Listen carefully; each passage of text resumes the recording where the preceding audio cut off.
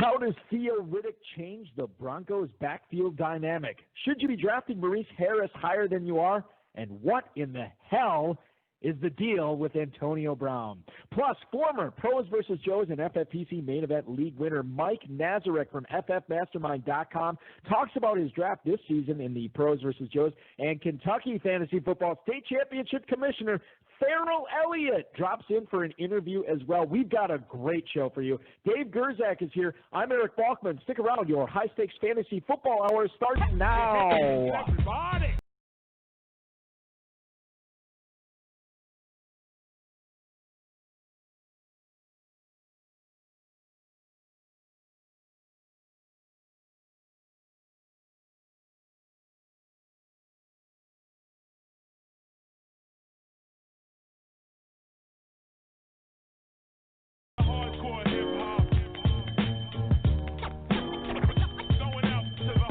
Broadcast live and heard around the world, you are now listening to the most entertaining hour of radio on the planet.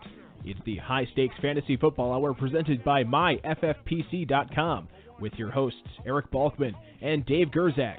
The High Stakes Fantasy Football Hour is your home for football analysis from the best fantasy players in the world. And now, because no one else was available, here are Eric Balkman and Dave Gerzak. With the master rhymer, that's the lead behind the video rapper. You know the truck driver, tapper, down goes another rapper, on to another one, punch up the data rapper.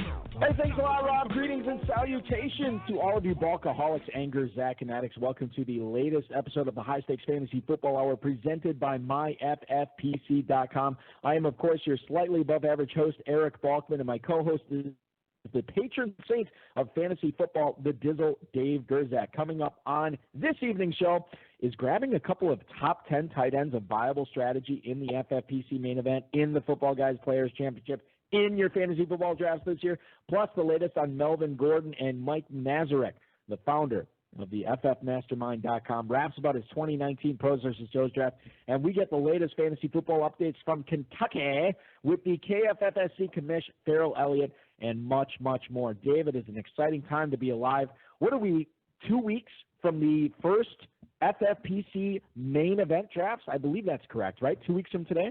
Yep, 2 weeks, Balky. It's very exciting. It's coming up. And people are going to be squaring off for that $500,000 grand prize, and everybody slipping off their clothes into their swimsuits and jumping in that $3.1 million prize pool. That's going to be exciting as well. I want to offer up a special plug tonight, as I will be commissioning both the midnight and the 12:30 a.m. drafts in the Football Guys Players Championship. Plenty of time to jump in those. As I look at them right now, there are 3 spots left in that midnight, and if you want to jump in that 12:30, it is wide open. I think we're going to fill that, as we are about 2.5 hours from the start of that. Jump in that. It's going to be a fun time tonight. I promise you, no question.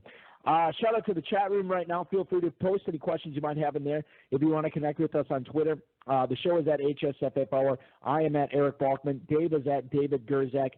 Mike is at FF Mastermind, and Ferrell is at KFFSC. You can post on our Facebook page, facebook.com/HSFF Hour. 347-426-3682 if you want to give us a call. That's 347-426-3682. HighStakesFantasyFootball@gmail.com is where to reach us if you have any questions for us. Now is the time to send them in. We'll try to get to all the chat room questions, all the tweets, all the emails in the fantasy feedback segment later on in the show. We would not be able to do that if it wasn't for our producer and mutual friend Rob, and our audio engineer and best friend Bryce, of course, doing double duty as he's commissioned some drafts tonight as well. Dynasty startups forming at myffpc.com this upcoming week. In fact, starting tomorrow, there's some Dynasty startups you can jump into. The best ball, superflex, and double ups always available. Always at myffpc.com. And if you want to jump in to that FFPC main event, if you have not gotten a team into it yet, there is still time. Jump in now. Pay your team off by August 13th. That is this coming Tuesday, and you will find out where you're drafting by Thursday. That's right. This coming Thursday, you will find out where you want, or find out where you will be drafting in the FFPC main event as you chase a $500,000 grand prize. All right, ladies and gentlemen, let's bring in tonight's first guest. He has 30-plus years fantasy experience and a longtime member of the Pro Football Writers of America, other than directing one of the longest-running fantasy football information sites since 1996. He's been a contributing author, for many fantasy football magazines, including the Fantasy Football Pro Forecast, the Power Ranking System Fantasy Football Report, and Fantasy Football Draft Book 2, as well as a periodic columnist for SI.com's Fantasy Central feature. He is the CEO. He is the president of Fantasy Football Mastermind, Inc., which you can go to at FFMastermind.com. Please welcome back into the High Stakes Fantasy Football Hour from FFMastermind.com, the head honcho, Mr. Mike Nazarek. Mike, welcome back into the show, dude. Well, thank you for having me, guys, and I guess maybe you could say that this is becoming a bad habit every early August, huh? I would not say it's a bad habit. I would say it is a good habit to like get exercise. into. Yes.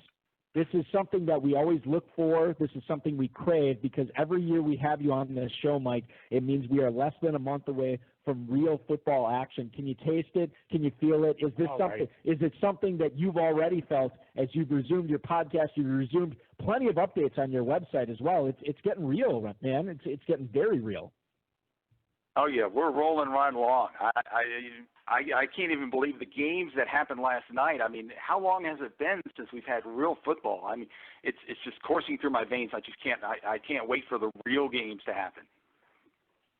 All right, so elephant in the room right now, and we're going to ask Ferrell Elliott about this when he comes on at the bottom of the hour, but I need to ask you this because it was late-breaking news that came across. Now, we knew Antonio Brown was reportedly dealing with frostbite on his feet. Now he says he is not playing football again until the NFL or the Raiders or whomever allows him to wear the helmet that he has always been wearing for his entire career with Pittsburgh, if he can wear it this season in Oakland. We know he's gone as far as to paint his old Steelers helmet the Raiders colors. The Raiders apparently saw right through that and will not allow that. But how do you handle this guy in drafts right now, Mike? Because Antonio Brown is incredibly polarizing. If you look at FFPC drafts over the last 5 days right now, Antonio Brown has an average ADP of the 212, but he slipped all the way to the 307, and I've seen him slip in drafts like football guys and everything like that. Further than that, where would you be taking him in drafts right now, Mike? That's just a crazy situation. First of all, I don't believe that there's any chance that he's not going to play. I think they're going to get this ironed out one way or another, and if he has to change helmets and play with a helmet that he doesn't care for or whatnot, he will. He will do that because he's not going to not play. I mean, it's just not going to happen.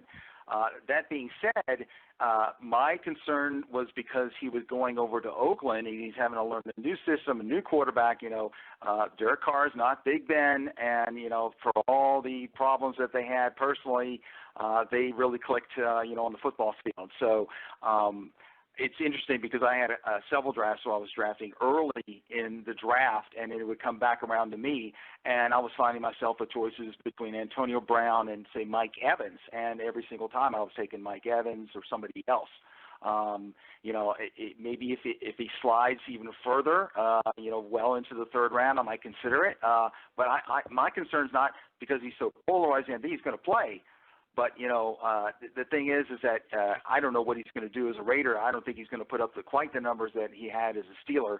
But it's certainly going to be interesting to see what happens here over the next couple of days because the Raiders need to get him back on the practice field and start, practicing. I know he's got the foot issue. They're saying that that's going to be cleared up well before the season starts, and I believe that that's going to happen too. But it's going to be interesting to see how this is resolved and all. But, I wouldn't say I'm gun-shy. I just think that there's plenty of other receivers, elite receivers, almost no matter where you're drafting in the first, in the second round, early third or whatnot, to maybe avoid that a little bit of a headache. I just don't see his stats going up. I see him going down a little bit.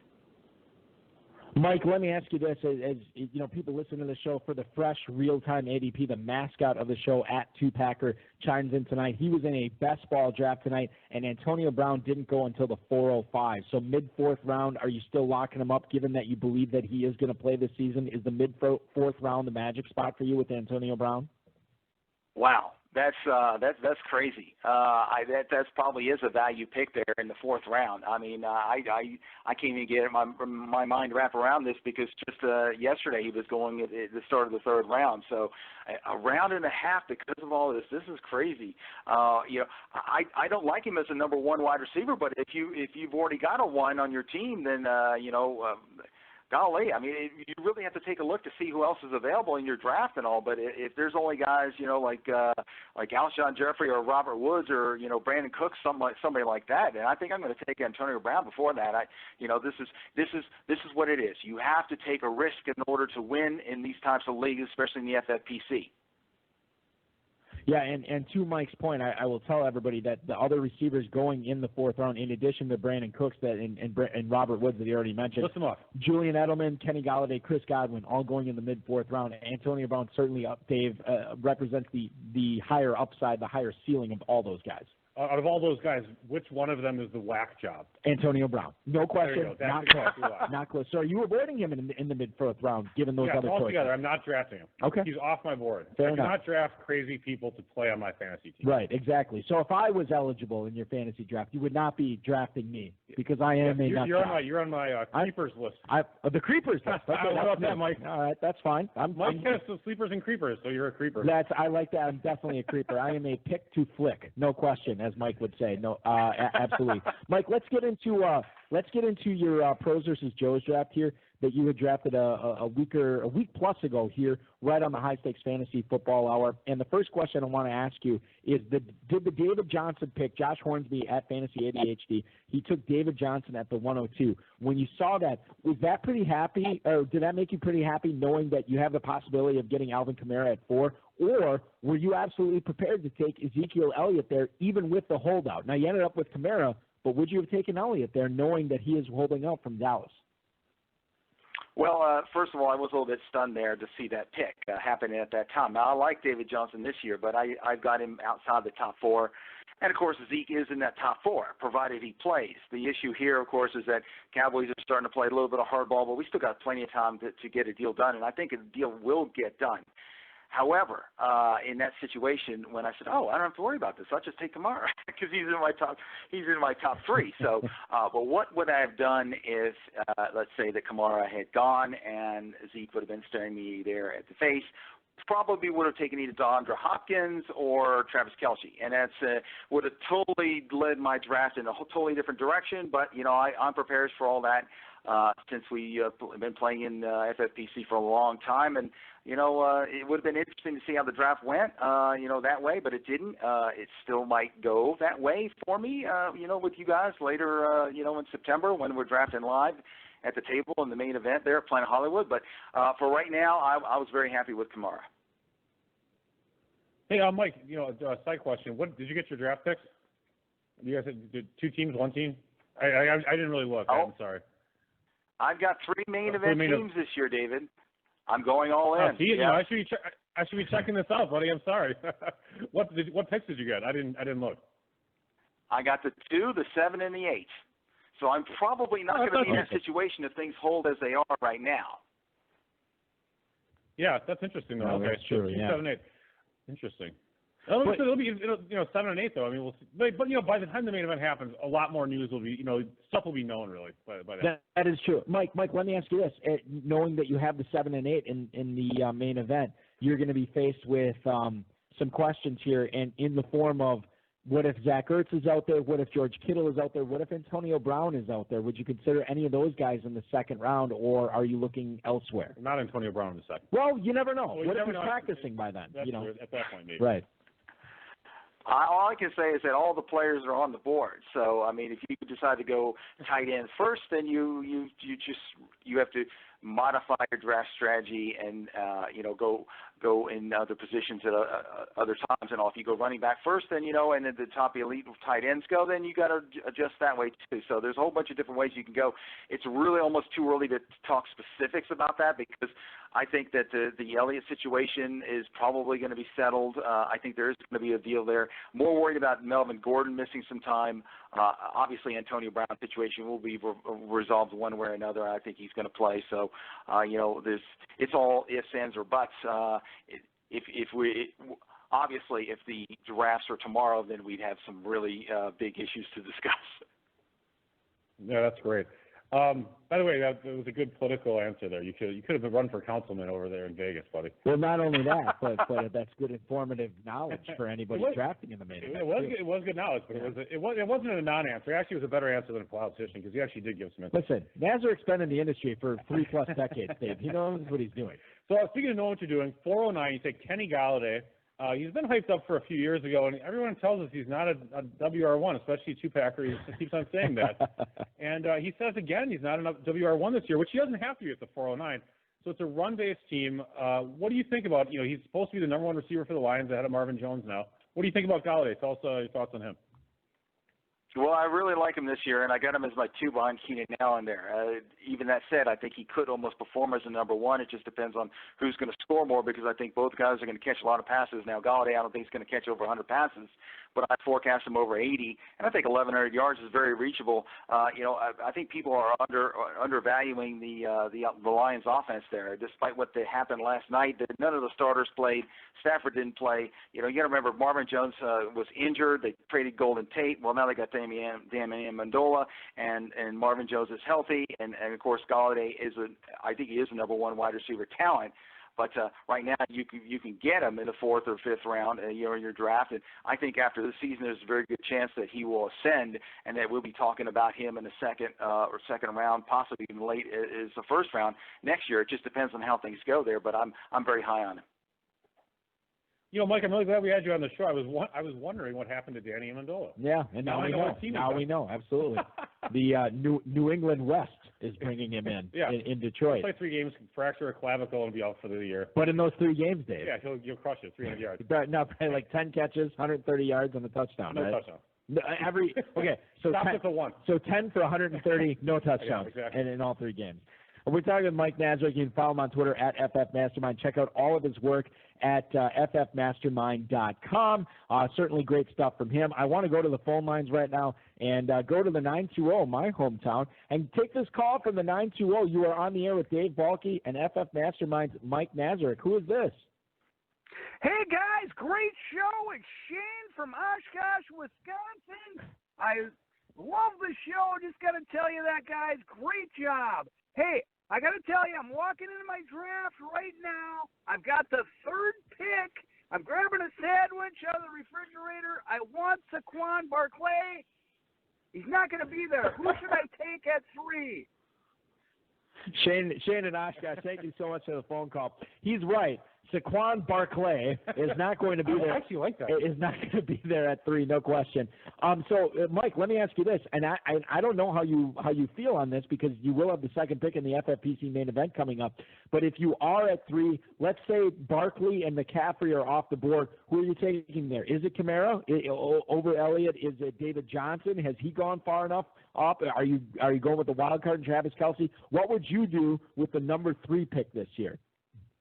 It's a Kamara right now for me. I mean, if Zeke does sign and get in and finds enough time and joins the camp and or gets some action in the preseason, then it's a close call between those 2. Although I still probably would like Kamara. It just depends. I mean, it's between those 2. I mean, I just don't see taking David Johnson before Alvin Kamara in this situation. All right, let's keep going with the running backs here, Mike, and talk a little bit about this Denver backfield. Now, Phillip Lindsay, a guy that you drafted at the 504 in your Pros vs. Joe's draft, he not only has Royce Freeman in the backfield to contend with in 2019, but now Theo Riddick as well. How do you see the Denver running backs shake out with all 3 of those contributors this season? Well, of course, when we did the draft, Riddick wasn't signed yet, and it was Devonta Booker, who I did draft at the very end, kind of as in case something happens to Lindsay type thing, because it's going to be an RBBC there, and I think it's going to be something like 45-50% Lindsay, maybe 30-35% Freeman, and maybe another 10% for either Booker or Riddick. Everyone's assuming that Riddick is going to be the guy that they're going to cut Booker, but Booker knows that system. He's very underrated.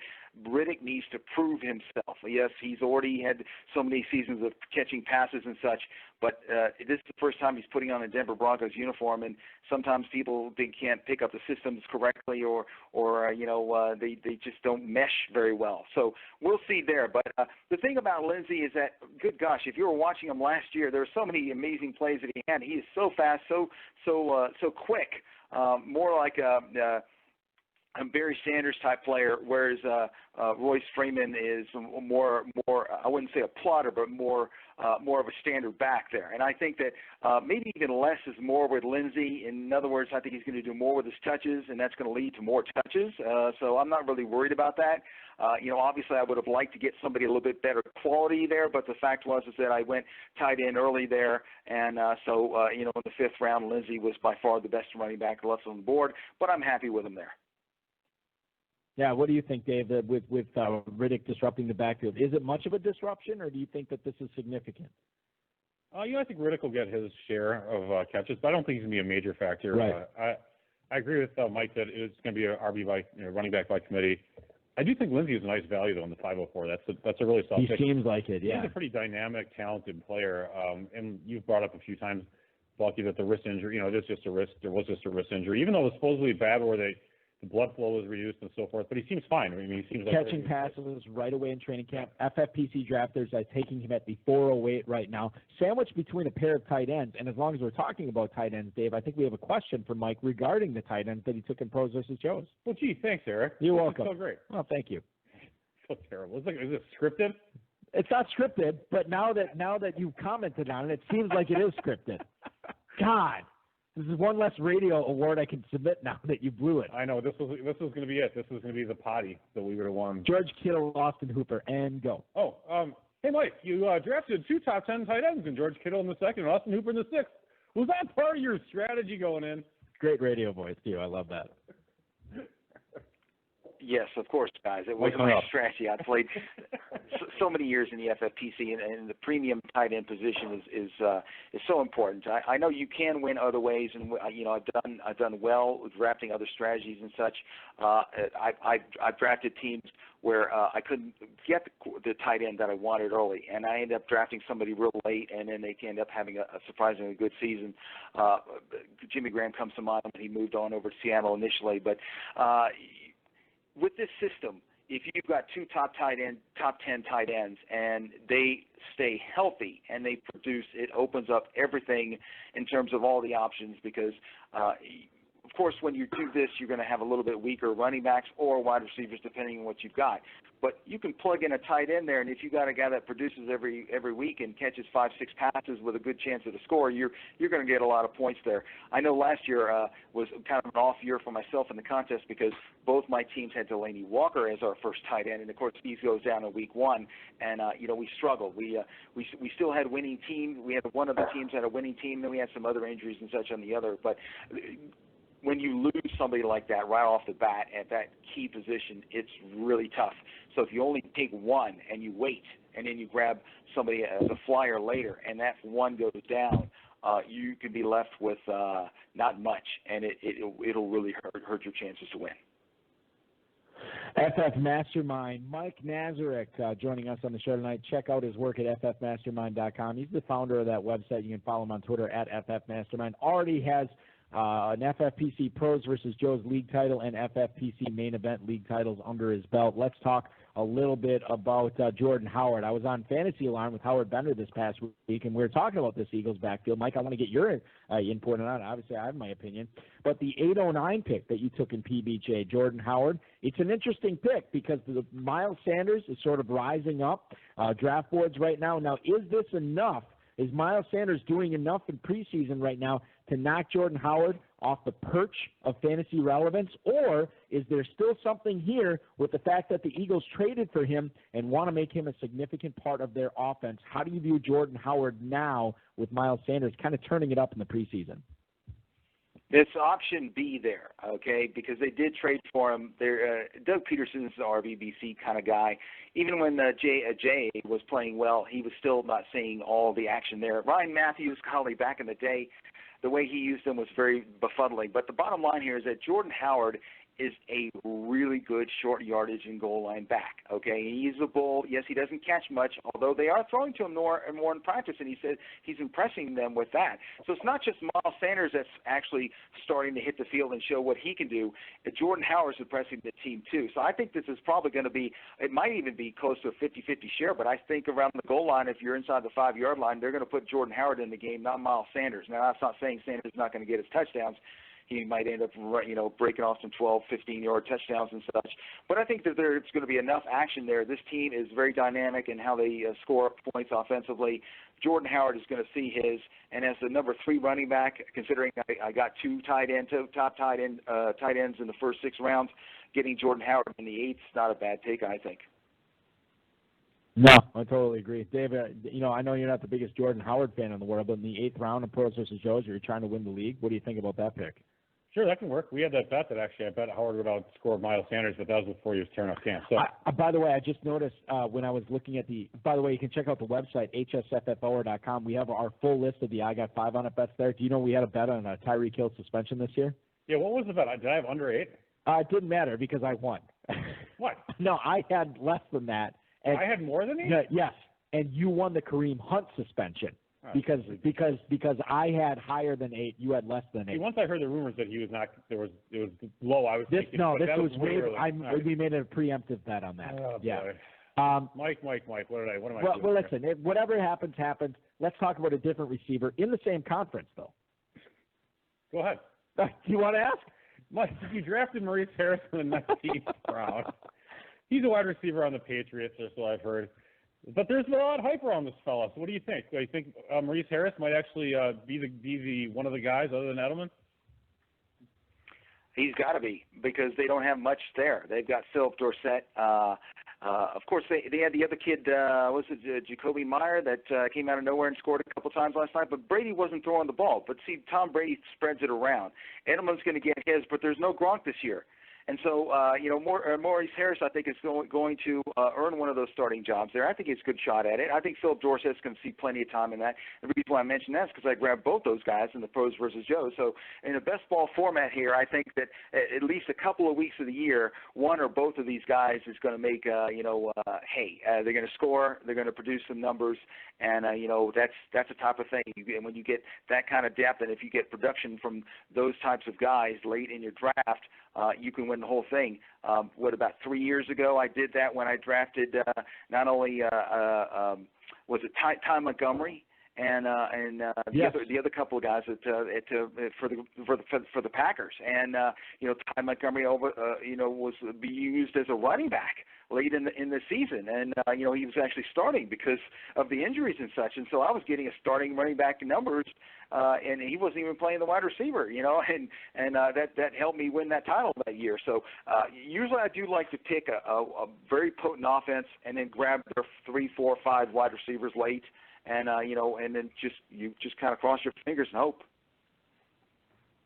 Mike Nazarek from FFMastermind joining us here on the High Stakes Fantasy Football Hour tonight. Mike, looking back at this Pros versus Joes draft, I have it in front of me right now. I don't know if you do, but did you have a favorite pick in this draft? When you look back on your roster, you look at your performance after it was all said and done, did you have a pick like, oh, man, I'm really glad I got this guy at this spot, or does nobody stand out to you? What was your favorite pick in this draft, if there was one?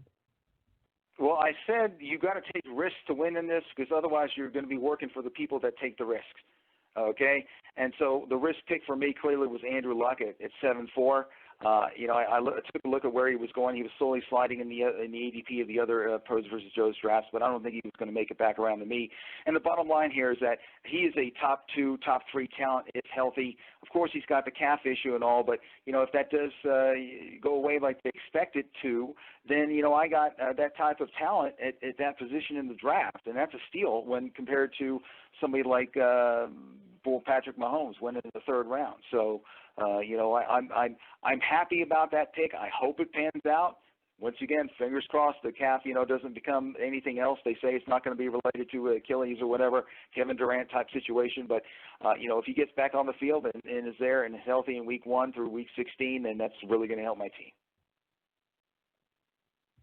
Totally agree. Looking back on all your drafts, Mike, so far this season, and looking forward, to all the drafts that you will select players in over the next coming month, is there a player, number one, that you're staying away from in the first or maybe any early rounds that you know you're not going to have on any of your teams? And then on the other side of the coin, a mid-round flyer, a late-round flyer, a guy that you're going to try to draft everywhere that the fantasy community has clearly not caught up with yet? Well, I just mentioned the guy that I'm going to probably, I wouldn't say avoid, but probably not going to have on my roster because he's just going too soon, and that's Patrick Mahomes. There's just, I've seen him go anywhere from late first to maybe as late as early fourth, and even that may be a little bit too early because I'm just a guy that likes to wait for his quarterback talent because there's so many other positions that I think are more important because there's such of a group of guys there that are just grouped together. I know that, Mahomes was so far ahead of last year, but I think he's going to come back to the pack a little bit this year. It's just unreasonable to expect that he's going to do what he did last year, although he will have a good season if he stays healthy there. And as for a mid to latter round guy, I've got John Brown on like 3 or 4 of my early expert league rosters and this roster here where I got him in the 13th round. I think he's going to become the lead receiver for the Bills. And I think Josh Allen's an emerging talent there. He's going to run less. He's going to throw more this year. And if John Brown can stay healthy, remember what he did early in the season last year with Joe Flacco in Baltimore, and I had him on my teams then too. I've continued to like him. He just needs to kind of settle in and stay with the team, and they need to get some stabilization to quarterback, and I think that's going to happen with Josh Allen there in Buffalo, and I think he might end up having a pretty good career over the next 2, 3, 4 years if he can stay healthy. Hey, Mike, before we I know Dave has one last question for you, but before we get to it, you talked about Patrick Mahomes not being able to replicate what he did last year. At least you don't forecast that. Are you also downgrading Tyreek Hill or Travis Kelce more than the rest of the fantasy community is? Or do you still think that those guys are still going to get theirs? It's just going to be Mahomes that suffers in that offense? Well, I've got Kelce at number one. I don't have an issue there. I think he's going to get his. Tyreek Hill, we're all hoping, that there's not going to be some TMZ video that comes out or something and ruins everything, like it did with Ray Rice, blackball for good, but he's healthy now. Everything's good there, so I think he's going to have a good year. But, there are other people on that team. They lost Chris Connolly. Sammy Watkins never seems to be able to stay healthy. And they just got an inordinate amount of touchdown passes, 50 or so from Patrick Mahomes last year. I just don't think that's going to happen. I mean, I just don't think he's going to have those 4 or 5 touchdown games where he had, multiple ones week after week after week. We were scoring 35 times. I mean, it was just crazy. I don't think it's sustainable in this league. The defense is going to catch up a little bit to him. I still got him ranked number one, but it's not a huge gap like a lot of other people may have him. That is awesome stuff. So, all right, so we am I going to ask about what we want to talk about FFMastermind, or am I talking about the other thing? You can talk about whatever you want, Dave. We already got I'm a subscriber to FFMastermind. Yes, so you are. Talk about how great the site is. It is great. Go ahead. So let me ask that question. Sure. So Mike, tell us about FFMastermind. Tell us what you have going on. The site's great. I forgot that I think a Super Bowl subscriber, whatever the cool name you have for it or something. But anyway, go ahead. Habla. Okay. Well, it's funny. We started this back in 1996 as a dream type thing when I first got on the internet in '95. I was looking around. I couldn't find anything about fantasy football. Most of the information was coming from the USA Today in the paper, which is crazy. But now that's 24 years ago. So, we just started throwing out some information, some opinions and such, and developed a draft guide. And, it grows every summer to over 600 pages. And then we have weekly newsletters with daily releases, and I do a podcast and such. And, it's really become a mastermind family because so many subscribers have stuck with us, fortunately, through the year. I'm very lucky to be able to do this for a living full time when there's a lot of other sites that have kind of gone under or sold out or whatever. But, I'm here for the long run. I started when I was 30. Now I'm 53. Another 10 years, I might get to early retirement. I don't know what's going to happen there. But, we just enjoy helping. I enjoy helping people out. Everybody knows that in order to be around for 24 years, I guess I know a little bit what I'm doing and helping people and all. But subscribers can email me at any time. And if I'm on the computer, I'm going to instantly answer, give them an opinion. I'm not God, obviously. But, the thing is that it's an experienced opinion. And, a lot of people do play this game very seriously. I take it seriously. It's my job. and it's something that I just love to do, and I want to continue doing it for a long time. Before we get to the end here for my segment, I did want to tell you that I really enjoy playing the FFPC, but it's the family, the FFPC family that you have going on there. It's great for me to be kind of a part of it from an outsider standpoint, but also be able to play in the event. Dave, it kind of sucks that you can't play in your own event because you guys know what you're doing and you run such a good event. And I'm very proud to have that represented on my site and such. And, I love to play in your events here. So, just like last year, I want to offer a discount. People are like, well, I might want to try Mastermind, but they're a little pricey or whatever. Well, we're not $10 or $20 or whatever. If you want everything, Super Bowl package is almost $60. But for this year, this is your 12th year doing this, right? That is, I believe that's correct, Dave, right? 12th year? Yeah. 12th year? Yeah. 12. Yes, sir. 12 years, okay? So I'm offering a $12 discount code for the Super Bowl package. The code is FFPC12. It's only for brand new subscribers at FFMastermind.com for the Super Bowl package. So that's going to bring your cost down from $57.95 to $45.95. So you can try us out, and that's even cheaper than the Pro Bowl package, which means that you're getting the Pro Bowl at a cheaper price, and you're getting the Executive Draft Master, which is our drafting software to help people out in their league. So, all I can say is that, I appreciate everything you guys do. I want to give back to everyone and, bring some new people into the fold a little bit, and that's my effort. That's awesome. That's really cool. Thanks, Mike. It's just so, I just feel like you're very authentic.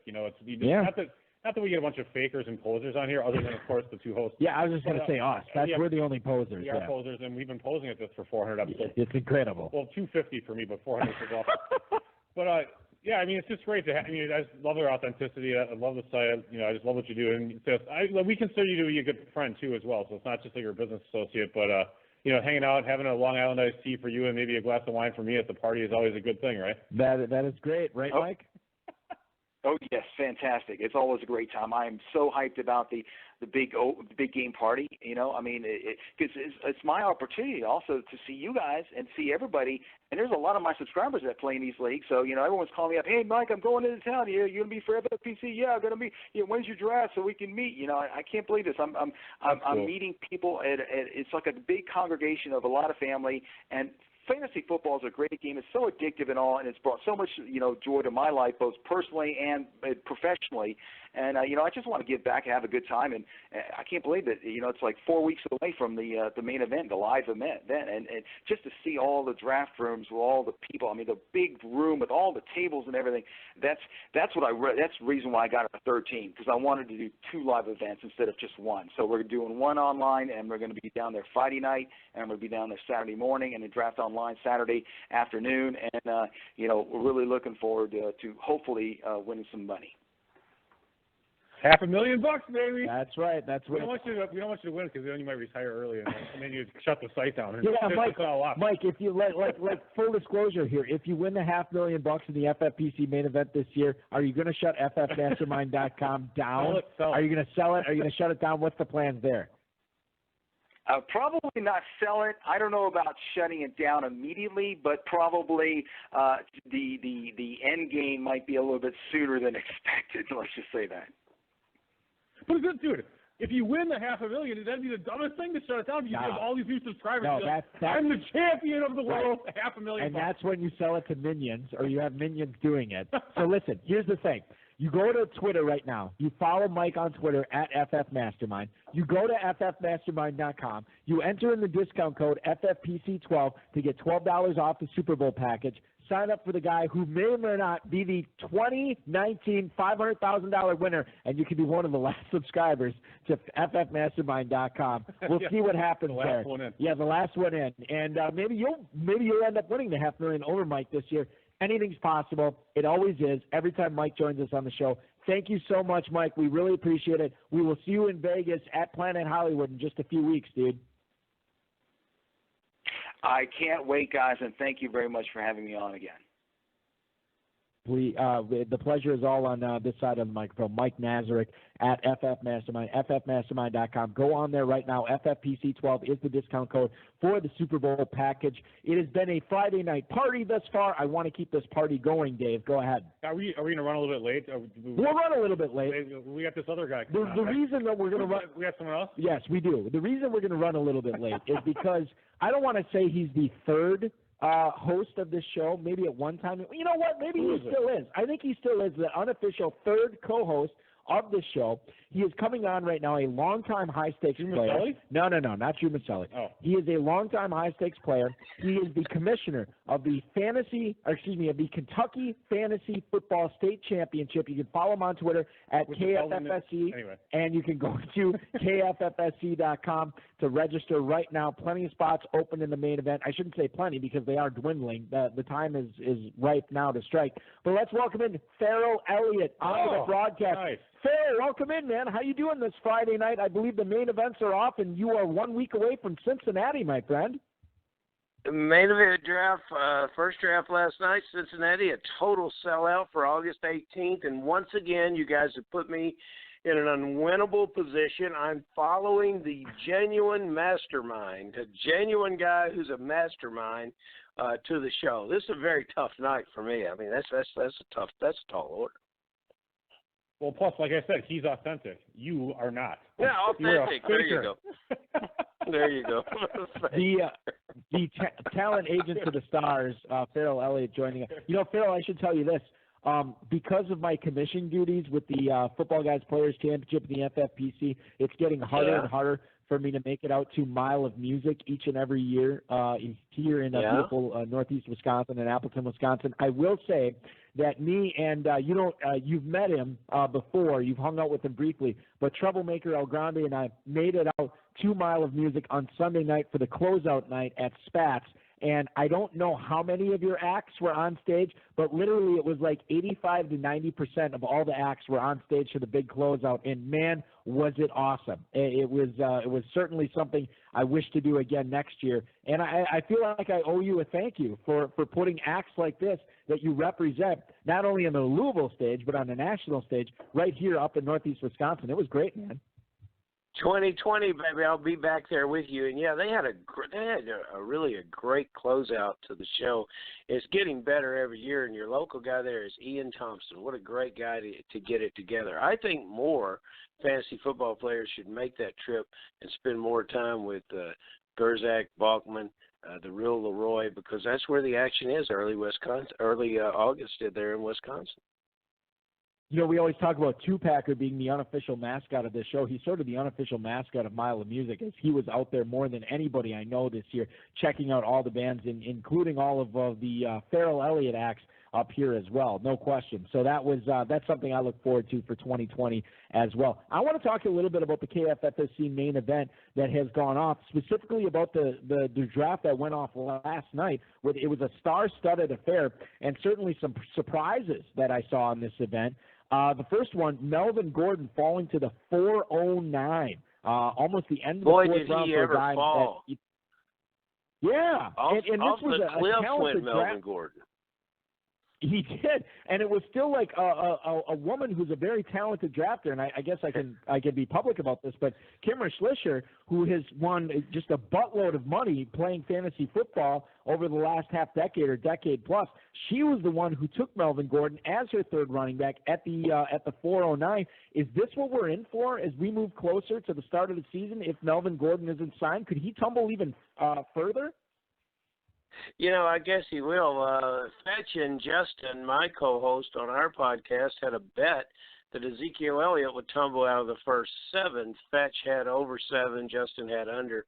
Justin will be collecting that winning bet. But, you know, interestingly enough, Kimbra put together a running back contingent of Gurley, Gordon, and Elliott. So she's swinging for the fences, and if those guys get it together, boy, what a team she starts out with on August 8th. So, Balky, pretending that we were drafting with Kimmer and it was a live event. Yeah. What would she have said when when Melvin Gordon came up. Can you do a Kimra? No, I cannot, Dave. You can. I refuse to do a Kimra Schlischer on this show. Well, y'all, if you're going to leave Melvin Gordon out there to the 407, I'm going to have to take. Dave, I couldn't have done it better than you just did right there. Now, here's the thing. Had Melvin Gordon been traded to the Saints previously, I think that would have been Kimra's number one pick. Yeah. First pick of the draft. She also has Breeze on that team, as well as the Saints tight end. So she did get a representation of her New Orleans Saints. Yeah. Okay. Yeah. That makes sense. Before Breeze was there, I bet you Kimmer wasn't very good at fantasy because he kept drafting like crappy New Orleans quarterbacks. I wonder if that was the case. What do you think, Walkie? No question. I think you hit the nail on the head there. Right. And listen, every time I've drafted, I think I've only been in like one or two leagues with Kimra out at the KFFSC over the years. But I always check out her drafts after a main event time slot closes, and I've never seen her draft like an average team. It's always good. It doesn't matter how many good players are in her draft. She always drafts a really good team. They're a very nice team. Yeah, they are. She's in the big paybacks, and we always enjoy drafting. Yeah. She's very fun to draft with. She's very wonderful personality. And Ferrell, I should ask you this. I know Dave has a question for you real quick, but you've added. You don't have to lead up to the question. No. I'm not leading up to your question. I'm leading up to my question. There has been a Kentucky Fantasy Football State Championship big payback number 3 this year. Is that sold out already, or are there still spots left with the third big payback? Big payback number 3 is a sellout, one of the quickest sellouts of any draft we've ever had. It was created a little bit because of Andrew Howard. Howard hadn't been in touch with me, so I said, well, we better put a third one up there because we don't want to shut out Andrew Howard, and he was one of the last ones to get in it. And his question was, he says, are there any gentlemen from the north, Wisconsin? Are they playing in that big payback? And I said, yeah, they're gonna be there. Meyer's there, Dave's there, and Howard moved all in with that information. So Andrew Howard. Well, he really shouldn't with all the money we won in the big payback last year. Yeah. There you go. Two-packer chiming in the chat. I'm in that big payback, going to crush Kurt. You heard it here first. All I know is we're taking Cam Newton for the 18th year. Yeah. And what's funny is you draft Cam Newton every year. It's not like you have to reach around to get him. It's like you the 11th get him round. in the same spot every single year. Cam Newton feel like the freaking 11th. No question. All right, Ferrell, I have a question for you. Go ahead, Dave. For not treating me like I just started. No, you didn't. Damian Williams was another player who slipped to the 407. He got drafted before Melvin Gordon, 2 picks earlier. Are you buying, Ferrell, the Chiefs are really going to go RBBC like Andy Reid said? Because it seems like he's lying because he never goes RBBC. What do you think? Damian Williams, or is he splitting time with Carlos Hyde? I'm a big Damian Williams fan, Dave. And, age and its vandals, I believe it compromised the Carlos Hyde ability to contribute. So I'm going to be with Damian Williams there. I think that's a good pick. You with Dave, Ferrell, Dave in the mid-4th with Damian Williams there? In the mid-4th, I think the risk is completely mitigated. I mean, really, he was going like the 210, 211, 212. But if he falls, granted, your drafts, Ferrell, are different because they're so receiver heavy. They're more like some of our lesser competitors. I don't want to hear that. But I love your format. Yeah. Anyway, so there's so many receivers that go early that running backs will fall. But nevertheless, Damian Williams with the 407, I'm buying that. In the FFPC Classic Leagues over the last 5 days has an ADP of 303 right now. What about that spot if you're drafting in a tight end premium format, Dave? Could you get on board in the early 3rd round with Damian Williams? I'm more likely – okay, so if it's the 303 – that means a quick would you rather? I would not be taking Damian Williams because I would have drafted a running back and I'd be popping off 2 receivers. But I don't mind Damian Williams in a general sense. I would take Kerryon Johnson over him. That's the one running back, but he's been going now in the late 2nd in some spots. Damian Williams now being drafted after Kerryon Johnson. I will play would you rather with receivers here, 2 receivers. Damian Williams or T.Y. Hilton? Hilton. Damian Williams or Adam Thielen? I mean, just for my personal draft. That's what I'm asking for. Right. That's fine. And the next receiver goes a half round later than that. So I think we can eliminate that. All right, let's get into Patriots running backs here, Ferrell, as we're joined with the commissioner of the Kentucky Fantasy Football State Championship. You want to jump into the main event or any of the other leagues going on, go to KFFSC.com, see what's open there, and pop in, no question. And Ferrell will take care of that, and you will get signed up and compete against some of the best, not only in the off of the eastern seaboard, but across the country and North America, really, quite frankly. Patriots running backs, which one do you want to have this year, Ferrell, if you're drafting in the FFPC or another format, James White or Sony Michel? Well, you have to love that James White situation, but every year he seems to get exactly what you want in touches and opportunities. It's a situation really that I just might turn guys to the cheaper choice and go Damian Harris. Wow, off the board. That wasn't even a choice. You know what's funny about that? Totally agree. Okay, let me ask you this, Dave. And well, we already know Ferrell's opinion on this, but Dave, Damian Harris in FFPC Classic Draft, so the last 5 days, is going at the 10:04. Sony Michel over that same period is going at the 5:07. Who's the better value for you? Sony Michel at the 5:07, Damian Harris at the 10:04. For leaving James White out of it, I'll take Sony Michel still. I would rather go Harris there at the 10th round. Dude who's catching passes out of the backfield. Sony Michel is playing on 1.5 knees. My knees are total shit. I will tell you that right now. They're awful, and it's probably because I'm overtraining, but they're bad, and they're probably still better than Sony Michel's. Damian Harris is a rookie. Sony Michel is not. Sony Michel was counted on in the playoffs. He had huge yards, and I actually like James White, but I would take Michel myself. That's okay. Roll damn tide. Roll damn tide. All right, that's enough of the SEC. Let's get to the Big Ten here, and former Penn State receiver and Chris Godwin, who's been much ballyhooed, Dave. And had a great game tonight, by the way. What did he do tonight? I didn't see. What were the numbers? I don't know about. He just looked really good. He had a couple catches. One was a touchdown. It was kind of caught at like the 10 or 12 yard line, and then he, kind of broke a tackle, some shoddy tackling, and scored a touchdown. So he had a nice night. A lot of shoddy tackling in the preseason, by the way. He was watching and tore it up tonight as well. And actually, I will say that Rojo didn't look like complete crap, which is.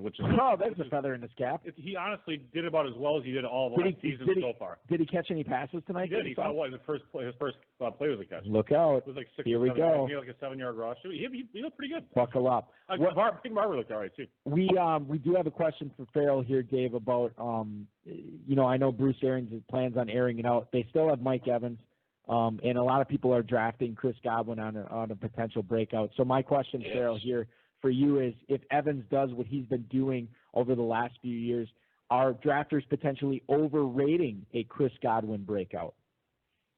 No, guys, you can't overrate Chris Godwin.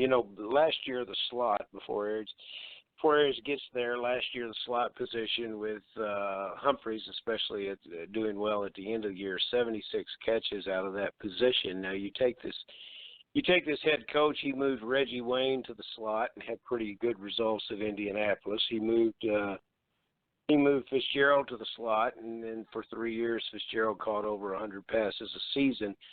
Godwin in the slot is a dream come true on a team that will probably throw the ball probably in the top 3 passing attempts teams in all of football this year. I love this situation. I don't know if you can overdraft Godwin. He was drafted 36th last night, and I think he'll continue to move up a little. Chris Godwin tonight, for reference's sake, as Dave Gerzak pointed out, 2 catches for 20 yards, including a touchdown on 2 targets. And just to bring up Ronald Jones, he did carry the ball 4 times for 18 yards with a long of 8 yards. He also did catch a 5-yard pass tonight as well. So certainly I'm buying the hype on Chris Godwin. The real Leroy and I took Chris Godwin, I believe, as our number 2 receiver in a Kentucky draft roughly about a month and a half ago, somewhere around then. So we are planning on big things for him.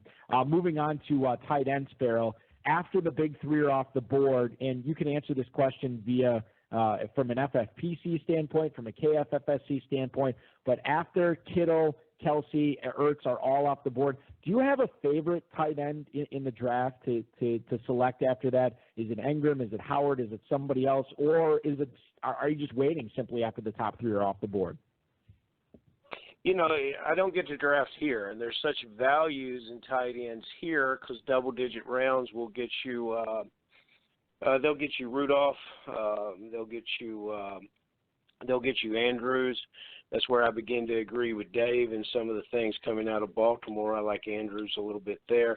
But in the FFPC draft, the player I would love to have is Hunter Henry. I think Howard gets just a little bit too much premium, as do all the other tight ends. I expect Kittle to to have a drop-off in his production. He'll still be very good, but he won't be what he was last year. Hunter Henry, that's the guy I would target in the FFPC. Oh, so Ferrell, that's great. I actually agree with you about Hunter Henry. I like him the best. You like Hunter Henry? Okay. I really do actually like him. All right. What do you think? What's your tip? Well, I guess I it's weird. Like Ingram's targets, possibility. Well, yes, but the offense is bad, and I still worry about O.J. Howard in that Arians offense. You know what I mean? Never throwing to a tight end before. For me, Dave, it's not a decision I plan on making, because if I am targeting the top 3 tight ends, and if I don't hit on them, I'm waiting. And I'm grabbing a guy like Jared Cook. I'm grabbing a guy like Vance McDonald after that sort of second wave is off the board. Yeah, I mean, I kind of would really like – I'd like to get one of those top 6 tight ends. Okay. Ferrell, go ahead. Yeah, I just – we've seen what those guys are going to do. I think we've seen the best of what they're going to do. I'm a big Rudolph fan, but I know exactly what he's going to do. It's a situation where Henry, especially if you take Gordon out of that backfield, we can assume maybe that Gordon's not going to be there. Now we've got a talent drain out of that backfield, and we've also lost the one receiver, Williams, that went up to the Raiders. So I think this is a player that is be a true target monster for that Charger offense. So I'm saying you need to look again at Hunter Henry, buddy. All right. I will take that under advisement. Yes, sir. Speaking of a target monster, this guy used to be a target monster, and now he's moved from flake scale 3 to flake scale number 1. Flake scale broken. Yeah, flake scale off the charts. It's Antonio Cryogenics Brown. He didn't go until the 307 last night, and now he can't find his helmet. What do you think about that? What do you think is going on, Ferrell, with Antonio Brown, and what are you going to take him or not? Guys, no, not at this time. I believe he's not until I can get some more information. This is a very petulant response, and I don't think anyone in the NFL has had a tougher week than Antonio Brown. And this is sort of like the proverbial straw that broke the back. But everybody's laughing about this helmet thing. But helmets are it's a very, very important thing. It's a very serious piece of equipment in the way a receiver goes about doing his job. And I looked at a picture of it, and you can see immediately the helmet he's using. He's wearing that Schutt Air Advantage that's been a popular helmet for years. They just don't make it anymore. And if you talk to a receiver, breaking in the helmet is the first thing, which usually takes 2 or 3 days. The same helmet, the equipment guy will tell you, he'll say, these are all the same helmet, but you'll put them on and they all fit and feel different. But the problem is tracking the ball. These receivers, they get used to a feel of a helmet, and they don't want anything naturally moving on their forehead. They're distracted. They can't track the ball. That's what he's thinking about. And you take a piece of equipment away from a player that he's used to, it's a problem. And, so I think that's I think it's a real thing and a very ridiculous reaction to it. Yeah, the reaction that we've seen around the internet is people who are around the situation are blown away by the overreaction by Antonio Brown here, Dave. Mm-hmm. Well, I think so, Ferrell, you actually provide really a unique insight because you are a player agent and you've dealt with players, and so that I actually really thought your answer was probably about as good as you could get from an insider perspective. Let me ask you a couple of other two little questions. How does this kind of news, so to speak, or just the overall, I guess, vibe? John Hansen from Fantasy Guru used to always do this good vibes, bad vibes article when I was a subscriber, and I always liked it. And I'm sure he'd give Antonio Brown bad vibes. How does it make you feel about Tyrell Williams is one question I have. And how do you think Mike Mayock feels after having made this trade? Oh, Does he yeah. feel kind of like a dipshit? I think I knew you're like friends. I think you're friendly with him, so I knew you're not going to badmouth him. But I mean, if I were him, I'd be like, God, I feel like a total moron, even though you have a third and a fifth. Well, I was thinking about that today. Pittsburgh did not bury this player's reputation. They wanted to keep the player alive, or somebody would make a deal with them. And I think they've got a very sly smile on their face because they had to get this guy. They had to get this guy off the team, and a distraction like this is the last thing you want for your football team, and you would have thought that a new start would have brought this guy together, and he made a silly mistake. There's lots of guys that have made a mistake with this machine before, but not to this effect. They forget to cover some of their body, or some of the guys go in without gloves, and so their hands get real stingy when they're in this equipment, and it's a real. There's nothing for the body to deal with this. This is not natural for the body. First of all these players ought to be sitting in an ice tub. Then we won't even be having this conversation, because that would be a natural. Just put the booties on. Body. There you go. Do something right, and but it's lack of focus is what it comes down to. Nobody's focused on doing the job absolutely correctly. He's not the only player that makes mistakes with this machine, but it is a problem for him. And so you're exactly right. Mack is probably shaking his head. Everybody in the organization is shaking their head. But receivers are, they're the most high maintenance players on the football team. They're generally the most superstitious players on the football team. Worse than I am playing craps, Dave, and that's bad, So are you serious? You've got high maintenance people to deal with here.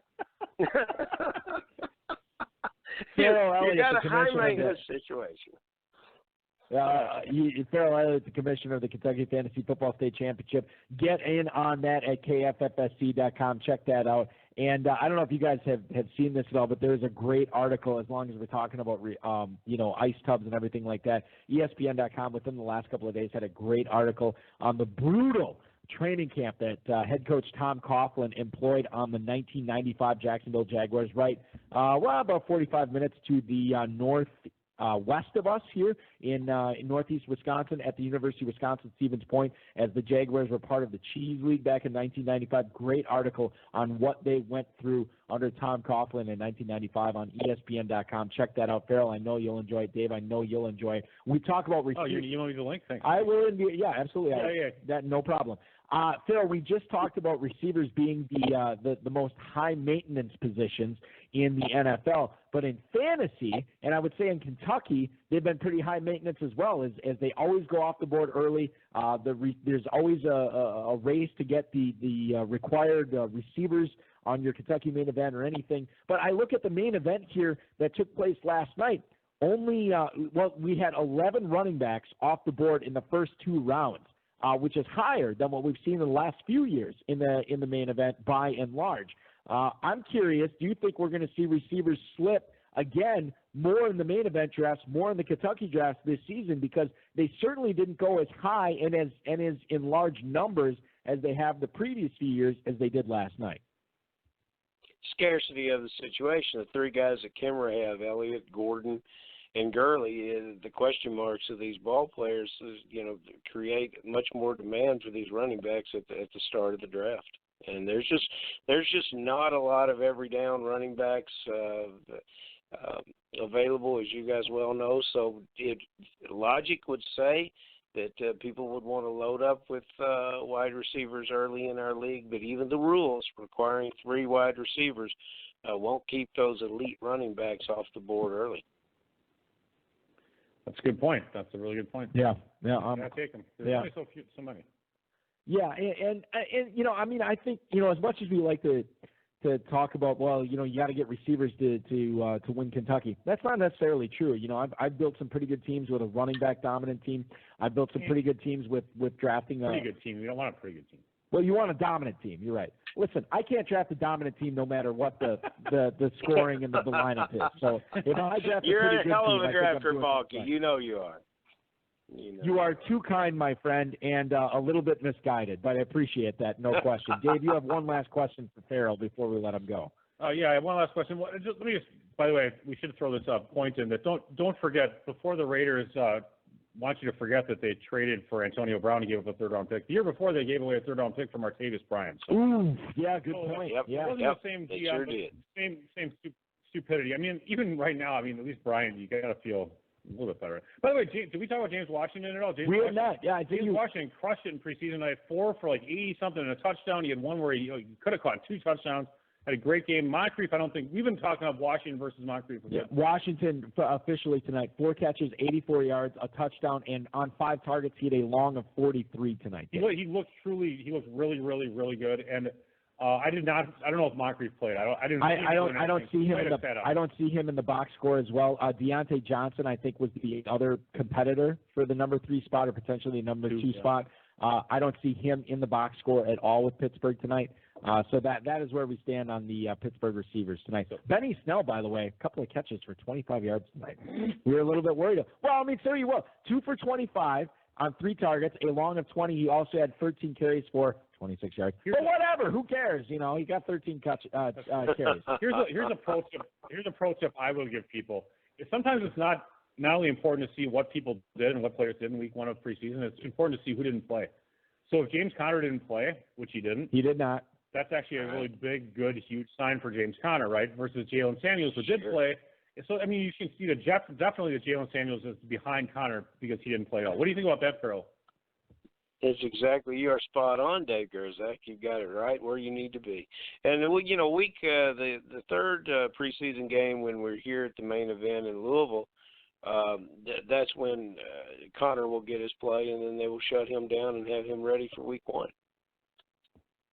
All right, this is so exciting. If someone wants to check out the Kentucky Fantasy Football State Championship this year, what do you suggest they do? By the way, I really, as much as I know you offer online leagues, but God, man, you got to play live. The Smoke and Rye is so great. Yeah, we were just talking about that today. Dominion Steakhouse is so great.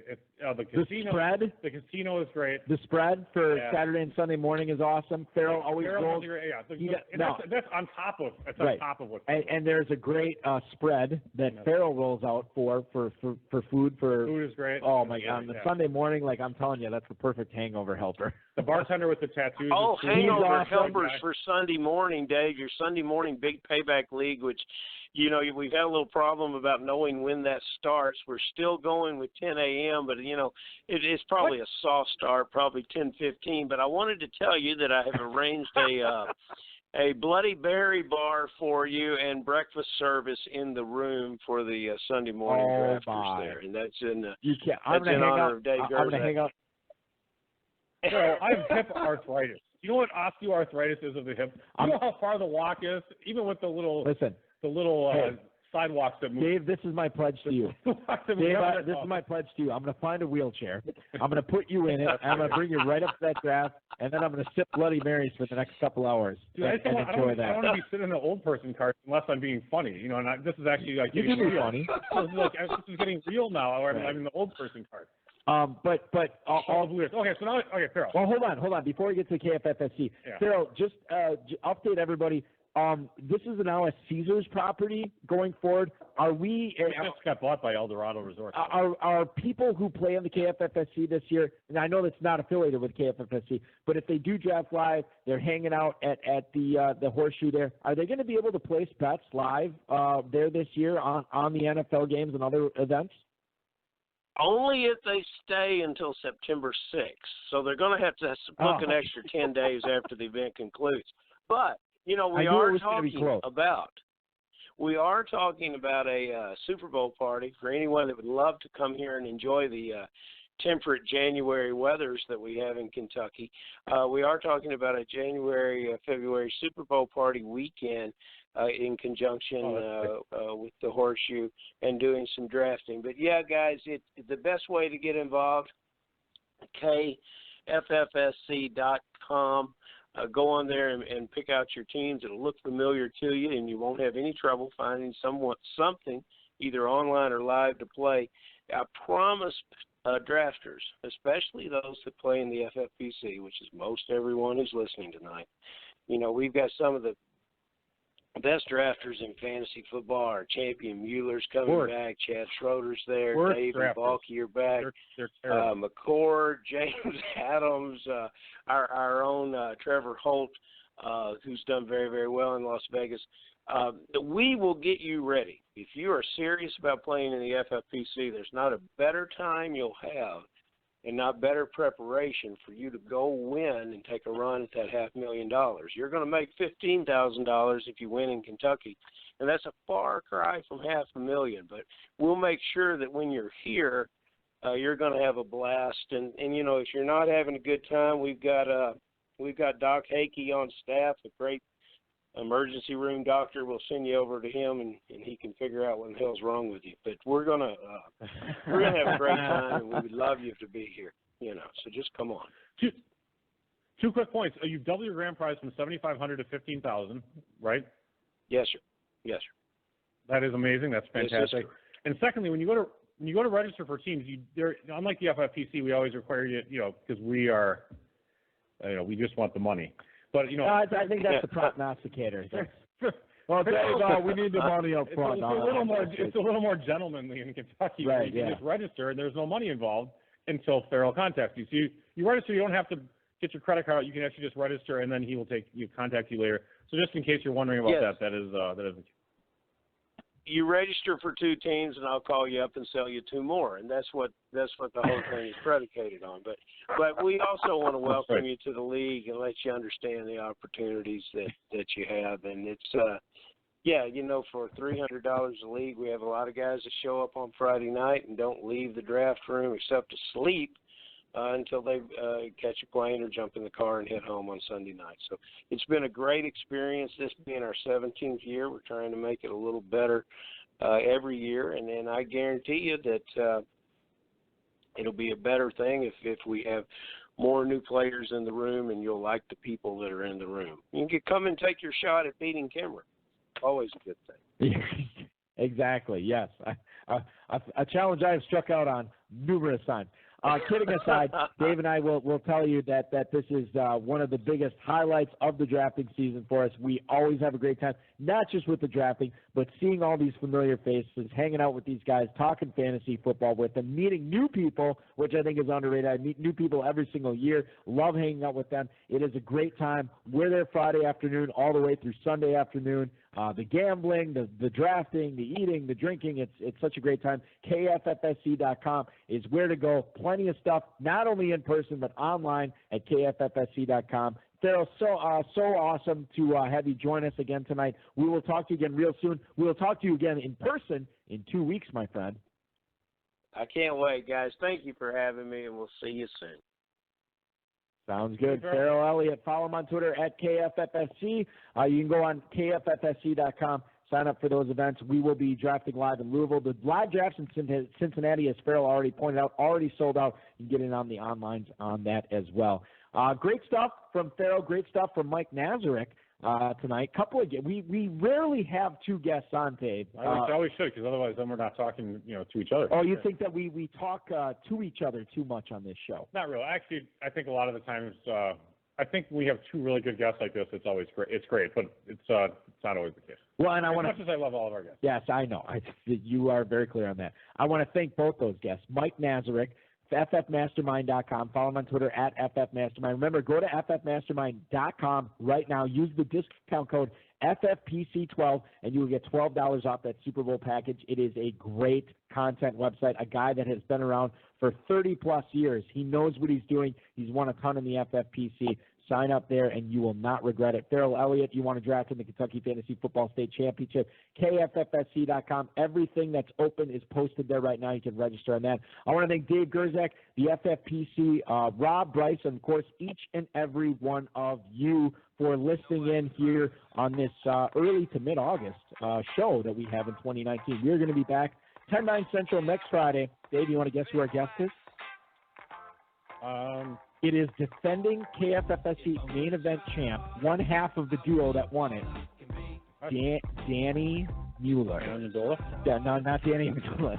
Danny Mueller. They will get Danny Amendola on. I was hoping you would get Amendola. Danny Mueller will be on the show next week. Your weekend officially This has been another episode now. of the High Stakes Fantasy Football Hour presented by MyFFPC.com. That was broadcast live and heard around the world. Eric and Dave will be back next week with more analysis, interviews, and advice from a guest much smarter than they are. Thanks for listening, and we'll talk with you again next week. We're on the famous floor, even more so if we on tour. Me and E explore the country, wondering about the evening before. Trying trying to explain where the time went. While other rappers find a studio to grind in. Kinda like. All right, so a couple of things to point out here. Number one, if you want to get in on the Dynasty, the Best Ball, the Classic, the Terminator drafts, the Victory Points drafts, myffpc.com is where to go for that. I'm just going to say that. Now, number two, technically, now the way that they have this structure between Jeremy Roach and Danny Mueller, Danny mostly does the best balls. Jeremy does the 20-round managed drafts. Jeremy Roach does, at Blitz the Mania on Twitter, which I believe this was his team that won Kentucky last year. He and Danny split all these teams, but I believe it was his team that won it. However, Jeremy has a work thing next week, and he didn't say no technically, but he said it's probably not looking good for him to come on the show next week, but Danny for sure will be on. Now, that's not to say we won't get Jeremy too, but Danny will for sure be on the show next week. In Jeremy's honor, I have finished off the last of the White Claws here at the studio tonight, as I enjoyed a raspberry White Claw, which was delicious, enjoyable, and got me through this show. And Jeremy Roach, I know, is a big fan of the Claw. No flaws with the Claw, no question. So that is who I want to dedicate this show tonight. And next week, I don't know what I'm going to be drinking because there's no White Claws left. But that is the situation. That is what is going on. Thank you so much for listening. And we're going to talk to you as well as Danny Mueller next week. Dave, it's going to be a great show. It is our last studio show prior to the start of the 2019 FFPC season. Nice. Yes, we can't wait, and we will be with you next week. Thanks so much for listening. Sign up for that 12:30 draft. I'm commissioning. I'd love to see you in it. Thanks for listening, everybody. Talk to you next week.